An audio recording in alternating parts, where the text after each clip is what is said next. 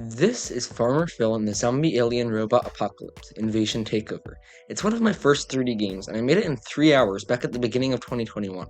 But looking back, I realized that the game really sucks. The movement is too fast, the player is really short, the visuals and effects are terrible, the shooting system is weird. Most of the time, pressing the spacebar does nothing, and when it works, you jump higher than the trees. To make matters worse, the map sucks, and you can accidentally leave it. I wanted to fix that, so I'm going to see what it takes to fix a broken first-person shooter. The first problem with the game is that the player is really short, like really short. To fix this, I just went into the player scene in Godot and stretched it vertically, and voila, it works like a charm. Now you can actually see over the enemies, which is nice considering that they're literally just colored capsules that previously covered the entire screen. That was all great, but now I needed to fix the movement speed. This is also an easy fix, I just reduced some numbers, but while I was testing, I noticed that the mouse sensitivity is so high I can spin 360 degrees by moving my mouse 1 inch. Another simple fix made up of changing some numbers, and now you can aim without making yourself dizzy. You can even look up and down. Uh-oh. So to fix this new problem, I needed to go into the input code and clamp the angle of the camera to 90 degrees instead of 180.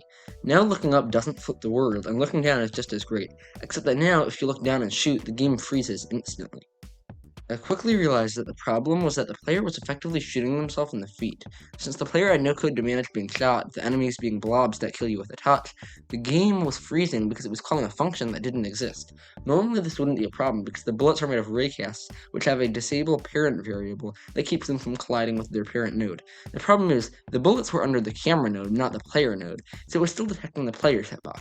I probably could have just done some fancy code to detect whether it was the player that was getting hit, but instead I just added a function to the player to detect when they were shot, and then left it entirely empty, which did fix the problem. Next problem to deal with was the jumping. Usually, the jump button didn't work. I actually had absolutely no idea what the problem was, so I just rewrote the entire jumping system. It didn't work, so I decided to do the exact same thing again and rewrite it. With a new system involving raycasts instead of built-in Godot functions in place, I was ready to fix the second problem with the jumping. The jumps were really high and really fast. I spent a while just changing the values of the variables until I had something that felt good and didn't allow you to jump onto the top of the trees where you were entirely safe. Another jump-related issue was that the player could jump over the fences and escape the map. I didn't want to spend more time modifying values, so instead I just made the fence's collision box taller, which fixed the issue. However, the map issues weren't over. I made the map bigger and more interesting, and then I got to work on the next extremely tedious map edit. The problem was that the fences were overlapping, which looked really terrible. It took a while of moving and deleting fences before the game looked decent again. Speaking of visuals, I had made particle effects for when the player shot the gun, but they looked terrible and didn't play most of the time. I changed them to have less spread and made them faster. I also changed their lifetime to be lower so they could just shoot once per second. The gun itself, however, had no cooldown between shots. So I created a timer node for 1 second, and whenever you shoot it disables the gun for that second, only reactivating it when the timer runs out.